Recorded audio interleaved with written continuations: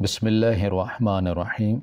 السلام علیکم۔ اماں بیوہ تھی اور میں بھی پردہ کیا کرتی تھی۔ یہ محلے کا نیک دکاندار رات سب کے سونے کے بعد راشن دے دیا کرتا کیونکہ ہم بہت سفید پوش لوگ تھے۔ لیکن ایک دن محلے کی کسی عورت نے دیکھ لیا اور الزام لگا دیا کہ یہ پرچون والوں سے راتوں کو ملتی ہے۔ سب میرے کردار پہ شک کرنے لگے اور سزا دینا چاہتے تھے۔ جب میں نے سب کو یقین دلانے کے لیے میڈیکل ٹیسٹ کروایا لیکن مجھ پر قیامت ٹوٹ پڑی جب رپورٹ پڑھی اس میں صاف صاف لکھا تھا کہ میں اور پرچون والا۔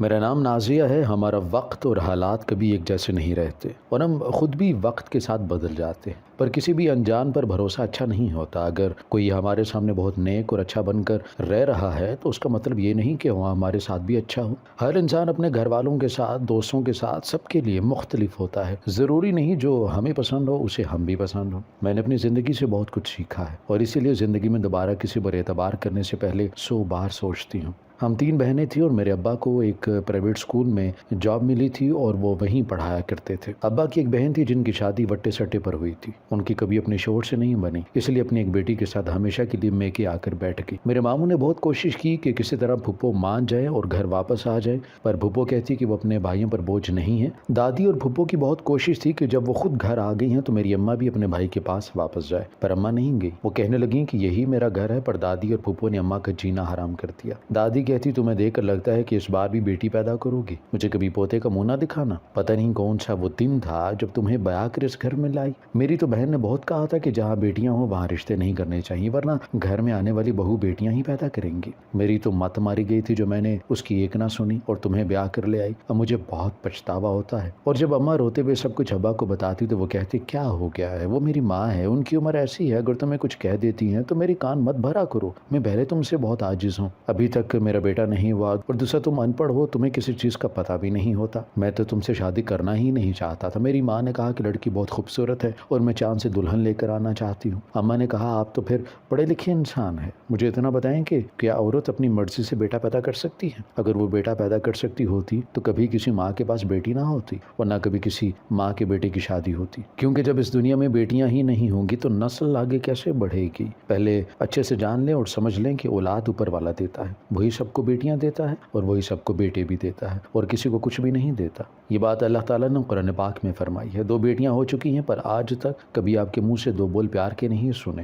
اپنا گھر بسانے کی خاطر آپ کا سب ظلم میں نے برداشت کیا ہے، پر افسوس آپ لوگ اس قابل نہیں۔ اپنی بیٹیوں کی وجہ سے میں یہاں رکی رہی، پر کبھی نہیں سوچا تھا کہ 2 بیٹیوں کے باپ بن کر بھی آپ کسی اور کی بیٹی کے ساتھ ایسا رویہ رکھیں گے۔ جیسے بچے کی پیدائش ہوگی میں آپ کو، آپ کی اولاد اور یہ گھر چھوڑ کر ہمیشہ کے لیے اپنے بھائی کے گھر چلے جاؤں گی۔ آپ کی اولاد ہے، اسے آپ اور آپ کی ماں خود سنبھالیں۔ اس دن بابا کچھ نہیں بول پائے تھے، بالکل چپ تھے۔ میں تو جب سے ہوش سنبھالا تھا اماں ابا کو ایسے ہی لڑتے دیکھا تھا۔ اماں ہر بار خاموش ہو جایا کرتی، اتنے سال ہو چکے تھے پر اس بار وہ بول پڑی تھی۔ آخر ایک انسان کے صبر کی بھی تو ایک حد ہوا کرتی ہے۔ میری ماں بھی تو انسان تھی، انہیں بھی تو دکھ اور تکلیف ہوتا تھا، پر ابا نے کبھی اماں کا خیال نہیں رکھا تھا۔ دادی نے اماں سے کہا کہ اس بار آگے بیٹی ہوئی تو اس گھر سے چلی جانا، مجھے ہر بار پوتی کا منہ نہیں دیکھنا۔ پر پھوپھو نے کہا کہ بابی آپ کی وظیفہ کر لیں یا اپنی نیت کو صاف کر لیں، ہو سکتا ہے پھر بیٹا پیدا ہو جائے۔ اور تب میری چچی آ گئی، پھوپھو سے کہنے لگی تمہاری بھی تو بیٹی ہے، لگتا ہے تمہاری بھی نیت صاف نہیں ہے۔ جو بیٹی پیدا ہوئی اگر صاف ہوتی تو ضرور بیٹا پیدا ہوتا۔ اور اس بات پر پھوپھو چچی کو تھپڑ مارنے تک گئی تھی، پر میری چچی اماں کے جیسے نہیں تھی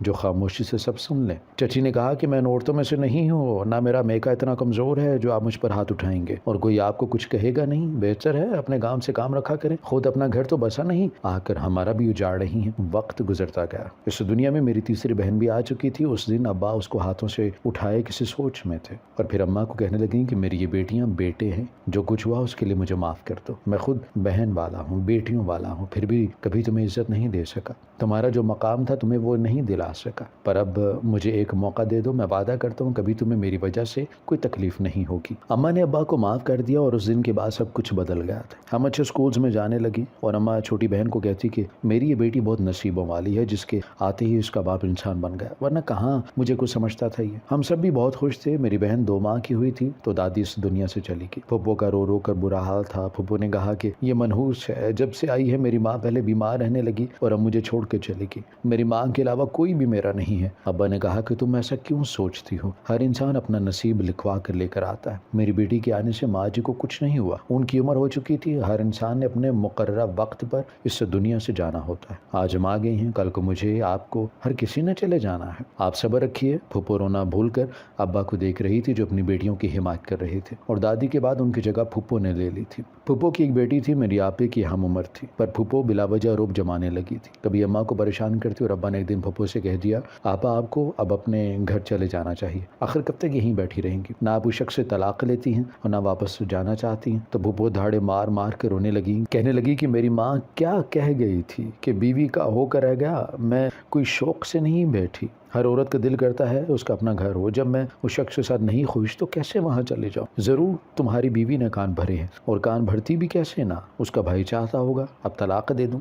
مجھے تو شروع سے بوجھ سمجھتا ہے، پر بٹے سٹے کی شادی میں جب ایک لڑکی بیاہ کر یہاں سے جاتی ہے تو دوسری وہاں سے آتی ہے، پر میرا گھر نہیں بچا۔ پھر بھی بہاوش کو کچھ نہیں کہا۔ اب اگر اس کے بھائی نے مجھے طلاق دی تو بھائی صاحب آپ بھی سن لیں، آپ کو بھی اس عورت کو اس بچیوں کے سمیت چھوڑنا ہوگا، ورنہ آپ میرا مرا ہوا منہ دیکھیں گے۔ میرے ماموں کو سب پتہ چل گیا تھا، اور ماموں نے کسی کو بھی بتایا بغیر دوسری شادی کر لی، جس سے ایک بیٹا پیدا ہوا۔ ماموں بہت خوش رہنے لگے تھے، اور ابا بھی جان چکے تھے کہ ان کی اپنی بہن کا قصور ہے، وہ خود اپنا گھر بسانا نہیں چاہتی تھی، اور پھپھو کو بہت بعد میں پتہ چلا تھا کہ ان کے شوہر نے دوسری شادی کر لی ہے، اور تب وہ کچھ نہیں کر سکی تھی۔ وقت گزرتا گیا، چچا نے دوسرے شہر میں اپنا کام شروع کر لیا اور اپنی بیوی بچوں کے ساتھ وہاں چلے گئے۔ چاچو نے کہا کہ کراچی میں مجھے اچھا کام ملا ہے، یہاں رہا تو بس 2 وقت کی روٹی پوری ہوگی، اور پھر چچا چلے گئے۔ گھر خالی خالی سا ہو گیا تھا۔ میری آپی جب میٹرک میں ہوئی، ابا نے اس کا نکاح چچا کے بیٹے سے کر دیا، کیونکہ چچا کی یہی خواہش تھی، پر پھپھو نے کہا کہ ان کے خاندان میں ایک بیٹا ہے، اس کو بھی بہاوش کی بیٹی نے قابو کر لیا، جو میری اتنی خوبصورت بیٹی کو چھوڑ کر اس سے نکاح کر دیا، اور اس بات پر پھپھو ہمیشہ کے لیے ناراض ہو گئی اور کہا اگر مجھ سے کوئی تعلق رکھنا ہے تو اس نکاح کو ختم کرنا ہوگا۔ ابا نے کہا کہ اب تم فکر کیوں کرتی ہو، نوشابہ بھی میری بیٹی ہے، میں اس کا بھی بہت اچھی جگہ رشتہ کروں گا، پر پھپھو نے ایک نہ سنی اور ابا سے اپنا حصہ مانگ لیا۔ ابا نے کہا کہ آپا میری کون سی ہی کوئی زمین ہے یا جائیداد ہے، یہ گھر ہے اور ہم دونوں بھائیوں کے نام پر ہے، ہمارے پاس جو کچھ تھا آپ کی شادی پر لگا دیا تھا، اب اگر پھر بھی آپ کو حصہ چاہیے تو آپ چھوٹے بھائی کے گھر میں رہ سکتی ہیں، وہ تو کراچی ہے، اور پھپھو چچا کے گھر میں شفٹ ہو گئی تھی۔ چچا کا اور ہمارا گھر ایک ہی تھا، بس درمیان میں چھوٹی سی دیوار تھی جس کو بچہ بھی کود کر پار کر سکتا تھا۔ پھپھو الگ ہو گئی اور اپنے شوہر یعنی میرے ماموں سے خرچہ بڑھا دیا۔ ماموں نے کہا کہ میں چاہتا ہوں کہ تمہیں طلاق دے دوں، پر میری بہن کہتی ہے کہ بھائی ایسا مت کرنا، بیٹی جوان ہو رہی ہے اور کیا پتا آپ کی بیوی کو کبھی اپنی غلطی کا احساس ہی ہو جائے، اپنی انا کو ختم کر دے اور گھر واپس آ جائے،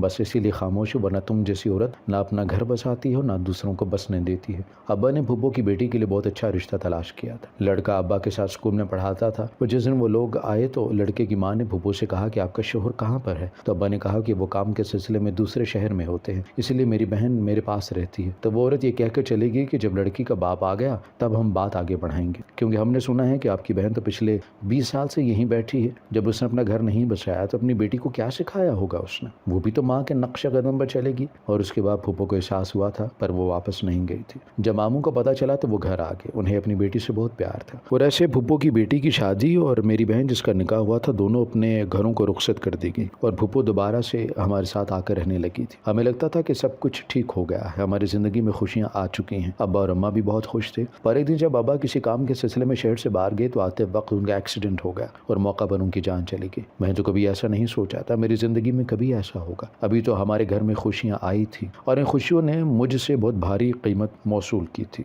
ابھی صبح تو ابا مجھ سے کہہ رہے تھے کہ میں اپنی بیٹی کا ایڈمیشن کالج میں کروا دوں گا، ہمارے خاندان سے ابھی کوئی لڑکی کالج نہیں گئی تھی کیونکہ سب محنت مزدوری کرنے والے تھے، بس میرے ابا اور چچا تھے جو کبھی 12 جماعتیں پڑھ چکے تھے، وہ بھی اپنے دور کی، اور ابا اچھا کما رہے تھے، پر ابا کے نصیب میں ہماری خوشیاں دیکھنا نہیں لکھا تھا۔ گھر پر ابا کی لاش آئی تھی، وہ بھی خون میں لت پت، نہ جانے وہ کون شخص تھا جس نے کسی کو گاڑی کے نیچے کچلتے وقت یہ بھی نہ دیکھا کہ وہ کسی کا باپ ہوگا، کسی کا سہاگ ہوگا، اس کے گھر والے اس کا انتظار کر رہے ہوں گے، پر جس گاڑی سے ابا کی ٹکر ہوئی تھی وہ شخص گاڑی بگا کر لے گیا تھا، اس نے ایک بار بھی پیچھے مڑ کر نہیں دیکھا تھا، وہ شخص بھاگ گیا پر اس کا ضمیر کبھی اس کو سکون نہیں لینے نے دیکھا۔ کوئی اتنا خود غرض کیسے ہو سکتا ہے؟ اپنے سامنے ایک انسان کو مرتا چھوڑ گیا۔ ہمارے گھر کمانے والا صرف میرے ابا تھے، اور اب ان کے جانے کے بعد اماں بیمار رہنے لگی۔ ان کے آنسو خشک نہیں ہوتے تھے۔ اماں کہتی کہ ایک عورت کا گھر اس کے شوہر سے ہوتا ہے، اب جب وہ نہیں رہے تو میں کیا کروں گی جی کر۔ اماں پھوٹ پھوٹ کر روتی۔ پھپھو بھی اماں کے ساتھ ٹھیک ہو چکی تھی، پر اب کیا فائدہ تھا جب میرے ابا سے دنیا سے چلے گئے۔ کاش ہم کسی کی زندگی میں اپنے رویوں کو، اپنی انا کو مار دیں، پر ہم انسان جب تک کوئی حادثہ پیش نہیں آتا ہم سدھرتے نہیں ہیں۔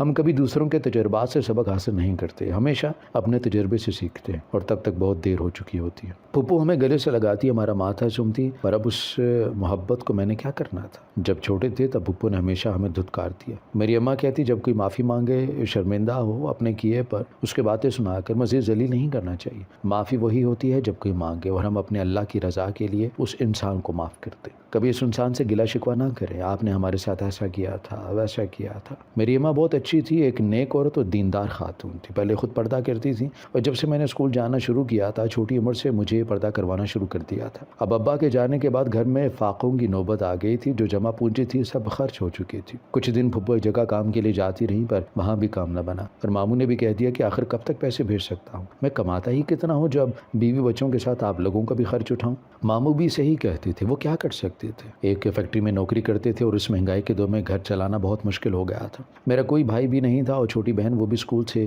گھر بیٹھ چکی تھی۔ میں نے میٹرک کیا تو کالج آنے کا خواب ادھورا رہ گیا۔ میں نے سوچا تھا پڑھ لکھ کر اپنے پیروں پر کھڑی ہو جاؤں گی، پر کچھ خواب کبھی پورے نہیں ہوتے۔ ابا کے جانے کے بعد زندگی بہت مشکل ہو چکی تھی۔ میری اماں بیوہ تھی اور میں بھی پردہ کیا کرتی تھی۔ یوں محلے کا ایک نیک دکاندار رات کے سب سونے کے بعد وہ آ جایا کرتا اور ہمیں راشن دے جاتا، کیونکہ ہم بہت سفید پوش لوگ تھے۔ لیکن ایک دن محلے کی کسی عورت نے دیکھ لیا اور الزام لگا دیا کہ یہ پرچون والے سے راتوں کو ملتی ہے۔ سب میرے کردار پر شک کرنے لگے اور سزا دینا چاہتے تھے۔ جب میں نے سب کو یقین دلانے کے لیے میڈیکل ٹیسٹ کروایا، لیکن مجھ پر قیامت ٹوٹ پڑی جب رپورٹ پڑھی۔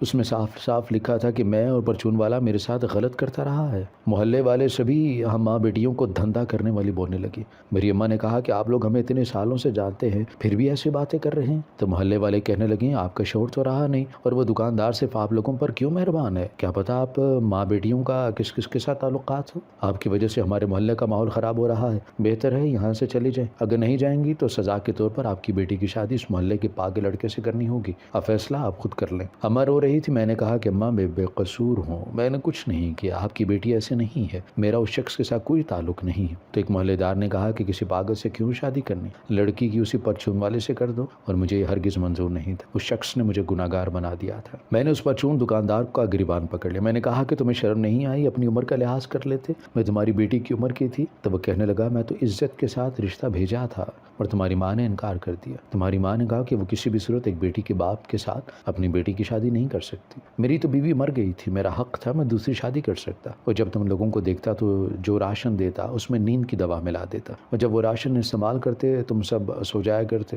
اور پھر میں اپنا کام کر لیا کرتا۔ میں نے سب تمہیں پانے کے لیے کیا ہے، اب تم مجھ سے شادی کر لو، میں تمہیں بہت خوش رکھوں گا۔ اور میری ماں اس دکاندار کو مارنے لگی تھی، پر وہ وہاں سے بھاگ گیا۔ اسی نے جان بوجھ کر محلے میں شور ڈالا تھا کہ میرے کردار کو خراب کر دیا تھا۔ محلے والوں نے ہمیں ایک ہفتہ دیا تھا، چاچو کو سب کچھ پتہ چل گیا۔ اس نے کہا کہ بھابھی آپ لوگ کراچی آ جائیں، بنا مرد کے ایسے عورتوں کو یہ لوگ جینے نہیں دیتے۔ اور جیسے ہی یہ بات پرچون والے کو پتہ چلی، وہ رات کو گھر آ کر شور کرنے لگا، کہنے لگا اگر تم مجھے نہ ملی تو میں تمہیں کسی اور کا بھی ہونے نہیں دوں گا، میں محبت کرتا ہوں تم سے اور تمہیں ہر صورت حاصل کر کے رہوں گا۔ وہ باہر بولتا رہا اور میں اپنی ماں کے گلے لگ کر روتی رہی۔ اماں نے کہا کہ ایسے لوگوں کو اللہ کبھی نہیں چھوڑتا، وہ سب کچھ جانتا ہے، کبھی ہماری برداشت سے زیادہ وہ ہم پر بوجھ نہیں ڈالے گا۔ رات کے اندھیرے میں ہم ماں بیٹیاں وہ شہر چھوڑ کے چاچو کے پاس آ گئی۔ چچی بھی شکی نظروں سے مجھے دیکھ رہی تھی۔ ایک دن چچی نے میری آپی کو، جو چچی کی بہو تھی، کہنے لگی اپنی ماں کو کہو کہ اپنے رہنے کا بندوبست کرے، میں اس کی بیٹی کا غلیظ وجود اپنے گھر میں برداشت نہیں کر سکتی۔ میرا دل کر رہا تھا کہ میں خودکشی کر لوں، اور میری ماں کہتی اگر تم نے ایسا کچھ کیا تو میں تمہیں کبھی معاف نہیں کروں گی۔ میری پھوپھو نے گھر بیچ دیا اور پیسے لے کر کراچی آ گئی۔ وہاں پر ہمیں چچا نے ایک چھوٹا سا کرائے پر گھر لے دیا۔ وہ گھر 2 کمروں پر مشتمل تھا، اور پھر ایک دن میں بھی گھر سے کام کے لیے نکل پڑی۔ مجھے اپنے گھر کو چلانا تھا، مجھ سے اپنی بیمار ماں اور بھوک سے روتی اپنی بہن نہیں دیکھی جا رہی تھی۔ کراچی شہر بہت بڑا تھا، اور اس شہر میں حوض کے پجاری بھی بہت تھے، اور میرے پاس تعلیم بھی نہیں تھی۔ ایک سپر سٹور پر گئی، وہاں وہ لوگ مجھے عجیب نظروں سے دیکھنے لگے۔ پھر وہ کہنے لگے کہ ہم کسی پردہ دار لڑکی کو نوکری نہیں دے سکتے، اور میں ہر روز گھر واپس آ جاتی اور اللہ سے دعائیں کرتی کہ یہ دنیا والے میرے پردے کی وجہ سے پہلے میرے وجود کو ناپاک کرنا چاہتے تھے، اور پھر اب وہ چاہتے ہیں کہ میں پردہ کرنا چھوڑ دوں۔ رات کو میری ماں کا بیماری سے تڑپنا مجھ سے نہیں دیکھا جاتا۔ پھپھو نے ہمارا ساتھ نہیں چھوڑا تھا، میرے لیے یہ بھی غنیمت تھا۔ وہ کہتی کہ میرے مرحوم بھائی کی نشانی ہو، تم لوگوں کو اب اکیلا نہیں چھوڑ سکتی۔ ہمیں یہاں 2 ماہ ہو چکے تھے، چچا نے ہمیں یہاں بلا تو لیا تھا، پر جو گھر بیچا تھا اس کے پیسے خود رکھ لیے تھے اور ہمیں کرائے پر گھر لے کر دیا تھا۔ 6 ماہ کا کرایہ دیا تھا اور ہر گزرتے دن کے ساتھ چھت چھن جانے کا خوف بھی بڑھ رہا تھا۔ میری ساری امیدیں دم توڑ چکی تھی، سب نے ہمارا ساتھ چھوڑ دیا تھا۔ جب ایک دن ایکسیڈنٹ ہوا، اس میں ایک عورت تھی، اس عورت کا خون بہہ رہا تھا، پر کوئی بھی آگے بڑھ کر اس کی مدد نہیں کر رہا تھا کیونکہ کسی نے اس عورت پر فائرنگ کی تھی۔ میں جلدی سے اس عورت کو لے کر ہاسپٹل پہنچی تو وہ میری ماں کی عمر کی تھی اور اسے دیکھ کر مجھے ایسا لگتا جیسے بابا بھی ایسے کسی کو مدد کے لیے پکار رہے ہوں گے جب کسی نے ان کو گاڑی سے ٹکر ماری تھی۔ یہ عورت بھی تو کسی کی ماں ہوگی، اور تب ڈاکٹر نے کہا کہ اس خاتون کو خون کی ضرورت ہے، پر میرا بلڈ گروپ اس خاتون کے ساتھ میچ کر گیا تھا۔ مجھے گھر جانا تھا، شام ہو چکی تھی، اماں بھی میرا انتظار کر رہی ہوں گی اور مجھے کسی بھی فیکٹری میں کہیں بھی نوکری نہیں ملی تھی۔ میں بیٹھی اپنے ہاتھ کی لکیروں کو دیکھ رہی تھی، اس خاتون کو ابھی تک ہوش نہیں آیا تھا۔ میں نے ایک نرس سے کہا کہ مجھے گھر جانا ہے تو وہ کہنے لگیں کہ جب تک اس عورت کو ہوش نہیں آ جاتا تم یہاں سے نہیں جا سکتی۔ میں اسے اپنی مجبوری بتائی تو اس نے مجھ سے میرا ایڈریس اور فون نمبر لے لیا اور میں گھر آ گئی۔ اماں کو بتایا تو اس خاتون کے لیے دعا کرنے لگی۔ اب تو کھانا مانگنے کی نوبت آ چکی تھی۔ گھر میں بس سوکھی روٹی تھی جو رات کی پڑی تھی، جسے کھاتے آنکھوں میں آنسو آ گئے تھے۔ مجھے ایک ہفتہ ہو چکا تھا، پھپھو کے ایک سلائی سینٹر میں کام مل گیا تھا جسے ایک وقت کا کھانا ہمیں نصیب ہونے لگا تھا، اور ایک صبح نے ہماری زندگی ہی بدل کر رکھ دی تھی۔ وہ عورت جس کو ہاسپٹل پہنچایا تھا وہ ہمارے دروازے پر کھڑی تھی۔ اس خاتون کی اولاد نہیں تھی، ایک بھائی تھا جو اس سے سب کچھ چھین لینا چاہتا تھا۔ اماں نے کہا کہ وہ اس کے ساتھ نہیں جا سکتی، پر اس نے کہا کہ آپ کی بیٹی کا مجھ پر جو احسان ہے وہ میں کبھی نہیں چکا سکتی۔ ہم اس کے ساتھ چلے گئے، انہوں نے مجھے کالج میں داخلہ دلوا دیا۔ اماں نے کہا کہ وہ اس گھر میں کام کریں گی پر ایسے بیٹھ کر نہیں کھا سکتی، پر اس خاتون نے اماں کو اپنے ساتھ NGO لے جانے لگی۔ ہماری زندگیوں کو اس عورت نے بدل کر رکھ دیا تھا۔ میں نے اپنی تعلیم مکمل کی اور آج اسی NGO کو سنبھال رہی ہوں جہاں بے سہارا لڑکیوں کو پناہ دی جاتی ہے۔ ہم سب ایک فیملی کی طرح رہتے ہیں۔ وہ خاتون کہتی ہے کہ میں ان کی بیٹی ہوں، میری چھوٹی بہن کی شادی ہو چکی ہے اور میں نے اپنی ماں کو اپنے پیسوں سے گھر خرید کر دیا تھا۔ وقت گزرتا گیا، میرے محلے میں جو پرچون والا تھا وہ پاگل ہو چکا تھا۔ اس کی بیٹی کے ساتھ کسی نے غلط کیا اور اس کی لاش محلے کے باہر کوڑے سے ملی تھی، جسے دیکھ کر وہ اپنی ذہنی توازن کھو بیٹھا تھا۔ انسان کو اس کے کیے کہ ظلم کی سزا ضرور مل کر رہتی ہے۔ زندگی میں جتنی بھی مشکلات آئیں، جتنا بھی آپ ٹوٹ کر بکھر جائیں، پر اپنے اللہ کا رستہ کبھی مت چھوڑیں۔ وقت حالات کسی بھی لمحے بدل سکتے ہیں، اور جب وقت بدلتا ہے تو لوگ دیکھتے رہ جاتے ہیں۔ ہماری ویڈیو اگر آپ کو پسند آئی ہے تو ضرور لائک کیجیے، اپنی رائے دینا چاہیں تو کمنٹس کیجیے، اچھی لگے تو شیئر کیجیے۔ اس کے ساتھ ساتھ اگر آپ نے ہمارا چینل سبسکرائب نہیں کیا تو ضرور کیجیے اور بیل آئیکن پر لازمی کلک کیجیے تاکہ ہماری ہر آنے والی ویڈیو آپ تک بر وقت پہنچ سکے۔